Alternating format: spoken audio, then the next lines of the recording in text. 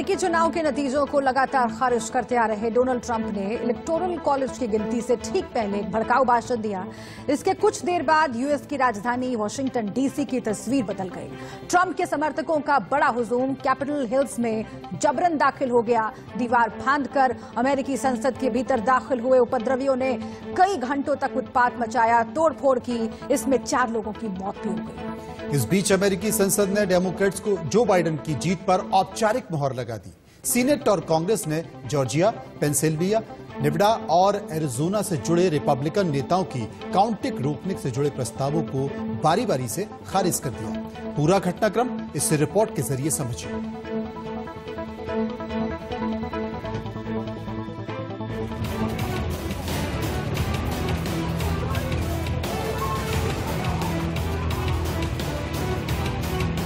Trump की जिद में कितना जला अमेरिका, सत्ता की लड़ाई संसद पर चढ़ाई, सुपर पावर में लोकतंत्र का चीरहरण। अमेरिका एक बार फिर हिंसा की आग में जल उठा। अमेरिकी राष्ट्रपति चुनाव के बाद आशंकाएं हकीकत में बदल गईं।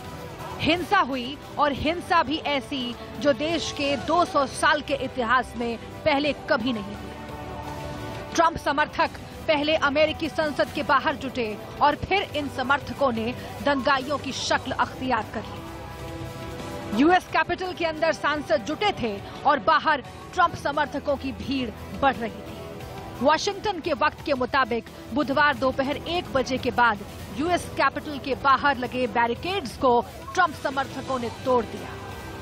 नेशनल गार्ड्स और पुलिस इन्हें समझा पाती, इसके पहले ही कुछ लोग अंदर घुस गए।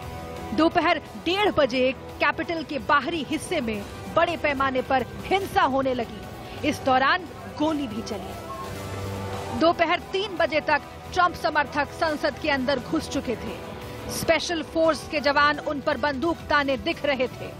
समर्थकों ने संसद के भीतर तोड़फोड़ मचाई। कुछ दंगाई हाउस ऑफ रिप्रेजेंटेटिव्स की स्पीकर नैन्सी पेलोसी की कुर्सी पर जा बैठे। खिड़कियों के शीशे तोड़ दिए गए। आर्ट वर्क को लूट लिया गया। दोपहर 1:30 बजे से शुरू हुई हिंसा 4 घंटे बाद शाम 5:30 बजे थमी, जब स्पेशल फोर्स, मिलिट्री और पुलिस ने यूएस कैपिटल के दोनों फ्लोर से दंगाइयों को खदेड़ दिया। हालात बिगड़ते देखकर निर्वाचित राष्ट्रपति जो बाइडेन ने तीखे शब्दों में इसके लिए ट्रंप को जिम्मेदार ठहराया और हालात को काबू में करने को कहा। To pull back and allow the work of democracy to go forward. The words of a president matter, no matter how good or bad that president is. At their best, the words of a president can inspire. At their worst, they can incite. And therefore, I call on President Trump to go on national television now to fulfill his oath and defend the Constitution. आपको बता दें कि 3 नवंबर को ही अमेरिकी राष्ट्रपति चुनाव के बाद ये तय हो गया था कि Joe Biden super power America के अगले राष्ट्रपति होंगे। जनमत के बावजूद जिद्दी ट्रंप हार मानने को तैयार नहीं थे। वो लगातार अपने समर्थकों में ये संदेश देते रहे कि जीत उनकी ही हुई है और बाइडेन दुष्प्रचार कर सत्ता हथियाना चाहते हैं। मतदान के 64 दिन बाद जब अमेरिकी संसद बाइडेन की जीत पर मुहर लगाना चाहती थी, तब ऐसे में ट्रंप समर्थकों ने दुनिया के सबसे बड़े लोकतंत्र को शर्मसार कर दिया।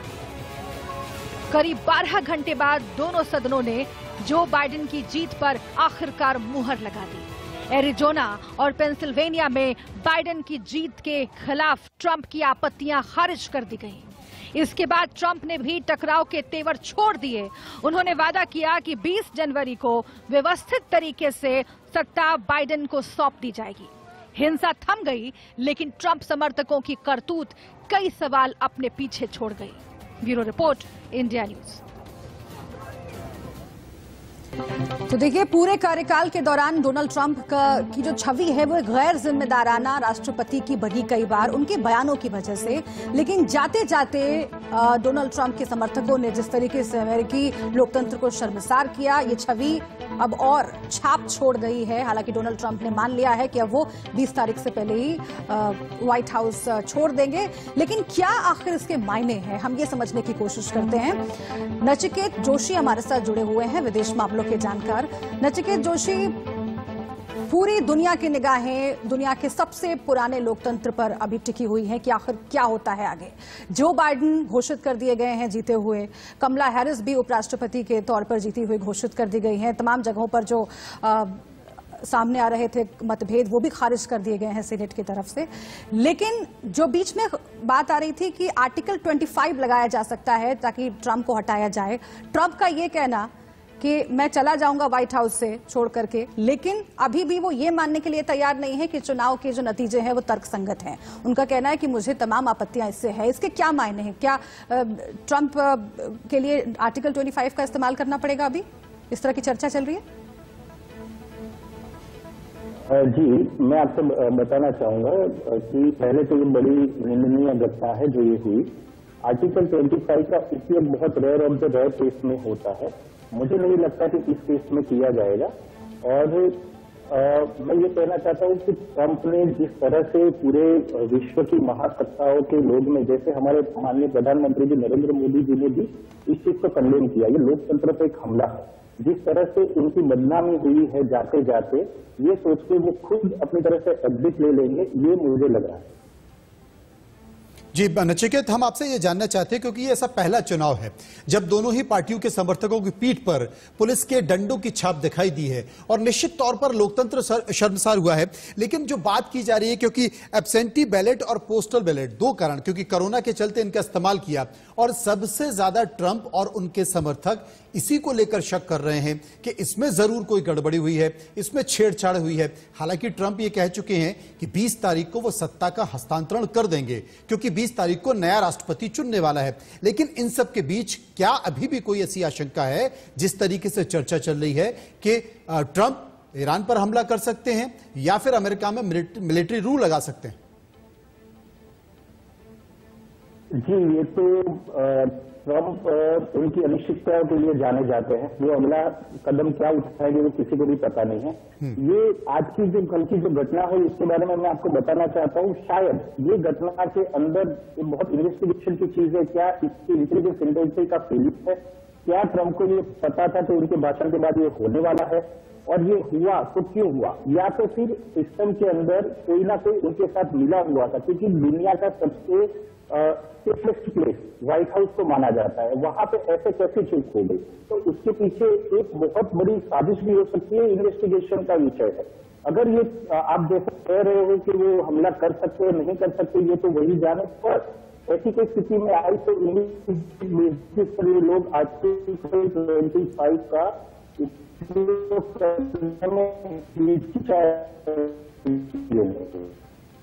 जी, अभी तक जैसे लगता है वैसे चीजें होती है। जब व्यक्ति आते हैं, क्या जीवन पूर्व तक क्या करना होता है वो पता होता है, पर व्हाट नॉट टू डू। जब उनको अपने आप से एग्जिट लेनी है और जब 20 तारीख को जाना है, उनको विश्व भी कोई सपोर्ट नहीं करेगा। ये अगर वो वॉर करते हैं, पूरा विश्व समझ रहा है कि ये एक उनकी खुद की, इसके पीछे अमेरिका की जनता नहीं है, अमेरिका की सेनेट नहीं है, किसी का साथ नहीं, बस सत्ता में टिके रहने के लिए शायद ये स्टेप उठाएगी। जी, चूंकि आपने बात छेड़ी है कि दुनिया भर में क्या प्रभाव गया होगा, इसीलिए मैं आपसे विस्तार से जरा समझना चाहती हूं कि जो अमेरिका के विरोधी मुल्क हैं, खासतौर से चीन और रूस, आज की घटना से क्या प्रभाव पड़ेगा? आने वाले कितने सालों तक अमेरिका की सियासत में, अमेरिका के जब भी तकदीर की बात आएगी तो इस घटना को याद किया जाएगा? कितना शर्मसार किया है इस घटना ने। और देखिए, चीन की तरफ से तो कई बयान भी सामने आ रहे हैं, स्टैच्यू ऑफ लिबर्टी तक का मजाक उड़ाते हुए कई पोस्टर्स चल रहे हैं और चीनी सरकार की तरफ से भी अब देखिए आगे किस तरीके के कमेंट्स आते हैं। तो क्या छवि बनी है अमेरिका की और इसे ठीक करने में जो बाइडेन को कितनी मुश्किलें पेश आने वाली है? जी, आपकी बात बिल्कुल सही है। मैं आपकी बात को समर्थन करता हूं कि ये एक हास्यास्पद घटना बनी है। आज तक अमेरिका लोकतंत्र के लिए, अमेरिका, यूके और इंडिया, लोग लोकतंत्र के लिए ये तीनों देश के सामने देखते हैं, वी आर द लार्जेस्ट। आज हमें खुद अपने एक भारतीय होने से गर्व होता है। आज आप देखिए, कोई भी भारत में मसला होता है तो माननीय न्यायालय, उच्चतम न्यायालय के द्वारा ही उसको सॉल्व किया जाता है। तो अगर उनको बैलेट वोट से कोई भी ऑनलाइन वोटिंग से कोई भी प्रॉब्लम था तो न्यायिक चीजें हमेशा खुली रहती है लोकतंत्र में। आप जाइए, वहां पे जाके काम कीजिए। अभी मुझे नहीं लगता कि जो बाइडेन को इतनी मुश्किलें आ सकती है, क्योंकि ट्रंप ने ये अपने एग्जिट लेते लेते अपना नाम खुद बदनाम किया है। उससे क्या होगा कि उससे शायद उनको सपोर्ट मिल जाए, लोगों की वर्ल्ड लीडर की सिंपैथी भी जो बाइडेन के साथ रहेगी, ऐसा मुझे लगता है। पर हाँ, ये जरूर हास्यास्पद एक अमेरिका की चीज हो गई है, जिसको अमेरिका साथी खुद से कहता रहा कि हमारा लोकतंत्र सबसे मजबूत है।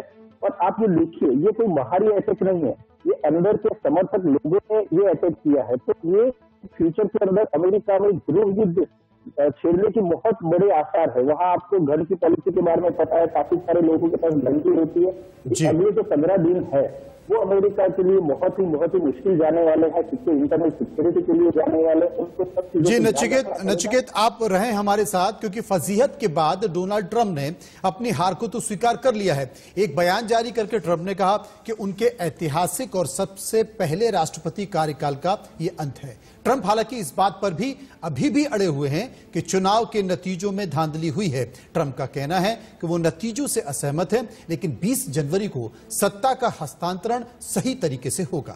अमेरिका के कई पूर्व राष्ट्रपतियों ने हिंसा की घटना का विरोध किया है। बराक ओबामा ने इसे अपमान और शर्मिंदगी का पल बताया है और इसके लिए पूरी तरह से ट्रंप को कसूरवार ठहराया है। लेकिन अमेरिका के इतिहास को शर्मसार करने वाली तस्वीरें आज आपको देखनी बहुत जरूरी है। क्या उसकी वजह रही और कैसे यह पूरा घटनाक्रम हुआ, इस रिपोर्ट के जरिए समझिए।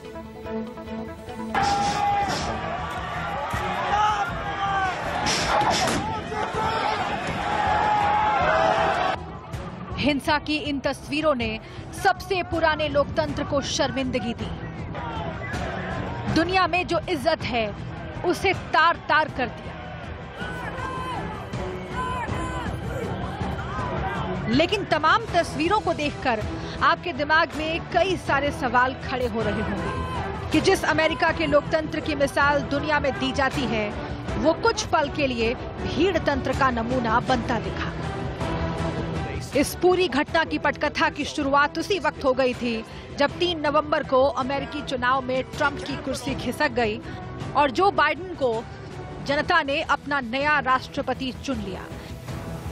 लेकिन ट्रंप अपनी हार मानने के बजाय चुनाव में धांधली को मुद्दा बनाते रहे। ट्रंप ने आरोप लगाए कि वोटिंग और काउंटिंग में बड़े पैमाने पर धांधली हुई। इसे लेकर ट्रंप ने कई राज्यों में केस दर्ज कराए, लेकिन ज्यादातर राज्यों में ट्रंप समर्थकों की अपील खारिज हो गई। 2 मामलों में सुप्रीम कोर्ट में भी याचिकाएं दाखिल की गईं, लेकिन याचिका वहां भी खारिज हो गई। ट्रंप ने एरिजोना और पेंसिल्वेनिया में बाइडेन की जीत के खिलाफ आपत्तियां दर्ज कराई, लेकिन यूएस कांग्रेस ने इन्हें खारिज कर दिया। एरिजोना को लेकर मामला ज्यादा फंसा हुआ था। नतीजों को लेकर पहले सीनेट और फिर हाउस ऑफ रिप्रेजेंटेटिव के ऑब्जेक्शन ने नतीजों से जुड़े मामले को खारिज कर दिया। सीनेट में प्रस्ताव के पक्ष में केवल 6 और विरोध में 93 वोट पड़े।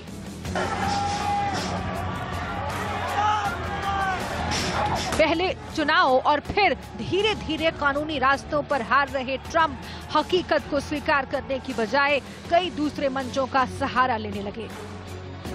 ट्विटर और दूसरे सोशल मीडिया माध्यमों के जरिए उन्होंने समर्थकों को भड़काने में कोई कसर बाकी नहीं रखी। तो वहीं सुरक्षा एजेंसियां ट्रंप और उनके समर्थकों को समझने में चूक कर गई, जिसका नतीजा है ये तस्वीरें, ये नजारे। लेकिन सवाल ये भी है कि आखिर हिंसा के लिए बुधवार का दिन ही क्यों चुना गया। दरअसल 20 जनवरी को नए राष्ट्रपति जो बाइडेन अमेरिका के नए राष्ट्रपति के रूप में शपथ लेंगे। लेकिन इससे पहले बुधवार को इलेक्टोरल कॉलेज के वोटों की गिनती होनी थी। ट्रंप के सांसदों ने कुछ जगहों पर आए नतीजों पर ऐतराज जताया। इस पर संसद में चर्चा भी होनी थी। इस चर्चा के बाद बहुमत के साथ बाइडेन की जीत पर मुहर लगनी थी। लेकिन ऐसा होता उससे पहले ही वॉशिंगटन डीसी में ट्रंप समर्थकों का हुजूम मार्च करते हुए संसद में दाखिल हो गया और तोड़फोड़ और उपद्रव की घटना पूरी दुनिया ने देखी। कड़ी मशक्कत के बाद प्रदर्शनकारियों को बाहर निकाल लिया गया है। एक बार फिर से हम नचिकेत के पास चलेंगे, जानने की कोशिश करेंगे नचिकेत, क्योंकि अमेरिका अपने आप को पूरे विश्व में सरदार की भूमिका में रखता है और हर देश में कभी भी कोई परेशानी आती है, चाहे वो राजनीतिक हो, आर्थिक हो, वो सरदार की भूमिका में नसीहत देता नजर आता है। लेकिन यहां पर चाहे वर्तमान राष्ट्रपति हो या पूर्व राष्ट्रपति हो, वो हर कोई ये कहता नजर आ रहा है कि ट्रंप ने शर्मसार किया है। ऐसे में क्या सीख अमेरिका को और बाकी देशों को?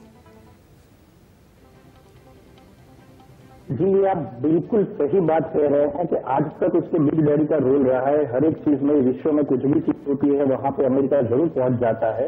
अभी ये इंसिडेंट के बाद अमेरिका को ये प्रश्न उठाने पड़ेंगे तो आप अपना घर संभालिए। आप समझिए, ये एक चीज की शुरुआत है, मैं इसको अंत के रूप में नहीं देखता हूँ। मुझे ये लगता है कि ये चीज, ये घटना आगे बहुत ज्यादा चलेगी। ये अमेरिका नहीं है जो लोग देखना चाहते हैं, अमेरिकन देखना चाहते हैं। कुछ मुट्ठीभर लोगों ने लोकतंत्र के सबसे बड़े मंदिर पे हमला किया। ये लोकतंत्र पे सीधा हमला है। इसमें कोई रिपब्लिकन डेमोक्रेट में नहीं गिनता। दंगाई जो दंगाई होता है, मोबोक्रेसी डेमोक्रेसी होती है। तो आज जैसे भी विश्व में कहीं पे भी अब अमेरिका जब आगे अपना स्टेप बढ़ाएगा, किसी के बीच में जाने की कोशिश करेगा, मध्यस्थता करेगा, तो उसकी स्थिति हास्यास्पद रह रही है। जिस तरह से मैडम बात कर रही थी कि अभी कैसे बिडेन को आके कितनी मुश्किल का सामना करना पड़ेगा, तो उनको पहले आके अमेरिका की एक छवि सुधारनी पड़ेगी कि अमेरिका के अंदर कोई गृह युद्ध नहीं हो रहा है। आप अगर मैं आपको अपनी बात बताती हूँ, अपने भारत देश की बात बताता हूँ। आज जो लोग वहां बैठे बैठे अपने भारत पे टिप्पणी करते थे, आज उनके लिए ये मुंहतोड़ जवाब है। जो कोई भी हमारे भारत के स्टेट का एक हास्यास्पद चीजें बनाते, आज आप देखिए, आप अपने सबसे सर्वोच्च लोकतांत्रिक चीज को, संसद को नहीं कर पाए। हमारा देश तो काफी बढ़िया है। बिल्कुल नचिकेत जी, अलग अलग देशों की प्रतिक्रियाएं भी आई हैं जो हम टीवी स्क्रीन पर दिखा भी रहे हैं। जो राष्ट्राध्यक्ष हैं तमाम देशों के, उन्होंने इसे ठीक नहीं बताया है और एक सम्मानजनक तरीके से सत्ता का हस्तांतरण हो, इसका जिक्र प्रधानमंत्री नरेंद्र मोदी ने भी किया है और इस हिंसा को गलत बताया है। लेकिन जो मनोज जी के सवाल का दूसरा हिस्सा था कि आखिर जिम्मेदारी किसकी है, मैं चाहती हूं जरा इस पर और आप बात करें, क्योंकि कई लोग ये भी कहते हुए नजर आए कि अगर सिर्फ ट्रंप को जिम्मेदार ठहरा करके निकल जाएं तो शायद इस पूरे मामले की जड़ तक नहीं पहुंच पाएंगे अमेरिकन, और आगे सोसाइटी पर क्या असर पड़ेगा आज की घटना का। सबसे महत्वपूर्ण बात यह कि जिस पार्टी से वो ताल्लुक रखते हैं, रिपब्लिकन पार्टी, उसे कैसी स्ट्रैटेजी आगे बनानी पड़ेगी। तमाम सीनेटर्स हैं, क्या उन्हें जिम्मेदारी नहीं लेनी चाहिए? क्योंकि सिर्फ एक व्यक्ति पर सब कुछ थोप देना कि भाई इन्होंने कह दिया और तमाम लोग सड़कों पर उतर आए, सिर्फ यही है जो दिख रहा है या फिर इसमें और भी पहलू हैं? जी, मैं आपकी बात से सहमत हूँ और मैं ट्रंप को बेनिफिट ऑफ डाउट देता हूँ। उनको ये शायद पता भी नहीं होगा कि उनके स्पीच के बाद ये चीज होगी। अगर हुआ है, अगर वो रिपब्लिकन है, तो हर एक सेनेट के आगे आके उसकी जिम्मेदारी एक सिविल सोसाइटी में रखनी चाहिए। भाई हमारे से गलती हो गई, क्योंकि ये स्टेप के बाद उनकी जो भी पार्टी है उसके लिए आगे जाके चुनाव जीतना, लोगों के बीच में आना एक बड़ी मुश्किल की बात होगी। उनको इसका एक्सप्लेनेशन देना पड़ेगा। जो ये निंदनीय घटना है, इनके पार्टी के समर्थक भी ये चीज नहीं चाहते होंगे, तो इसका ना बहुत ही डीप में जाके इन्वेस्टिगेशन होना चाहिए। मैं यही आपको कह रहा हूँ, कई बार ऐसा होता है कि बाहर की कंट्रीज के, बाहर के लोगों का भी इससे रहता है, साजिश रहती है कि कौन क्या करता है। हम सॉरी, कनेक्शन टूट गया था, कहीं है। बिल्कुल बिल्कुल नचिकेत, आपने ठीक कहा। लेकिन इन सब के बीच अमेरिका के चुनाव, जहां पर किसी पॉलिटिकल पार्टी को नहीं बल्कि व्यक्ति विशेष को वोट दिया जाता है, और यही एक सबसे बड़ी खराबी और कमी मानी जा रही है। लेकिन अमेरिका ही नहीं बल्कि तमाम ऐसे दूसरे देश हैं, वहां पर भी उनके चुनाव पर भी कई सारे प्रश्न चिन्ह उठाए जाते हैं, कई सारी बातें की जाती हैं, उनमें कमी की बात की जाती है। भारत में भी तमाम ऐसी विपक्षी राजनीतिक पार्टियां हैं जो सवाल तो उठाती हैं, लेकिन ऐसी तस्वीर कभी नहीं आती। इसलिए भारत के लोकतंत्र को महान माना जाता है और दूसरे तमाम लोग उनकी बात करते हैं और भारत से सीखने की भी बात करते हैं। फिलहाल